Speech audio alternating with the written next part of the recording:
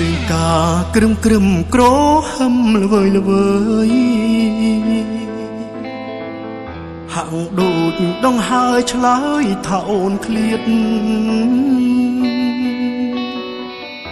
សំលេងភ្លេងអើយដាំងហៅមិត្តញាតពេលនេះអូនឆ្លៀតលួចទៅរៀបការបងធ្លាក់ខ្លួនឈឺព្រោះរោគស្នេហា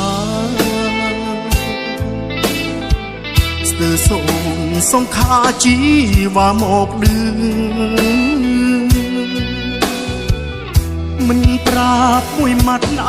យបងបានឮភ្លេងការបាញ់ឈឺប្រហាស្នេហ៍ខ្ញុំ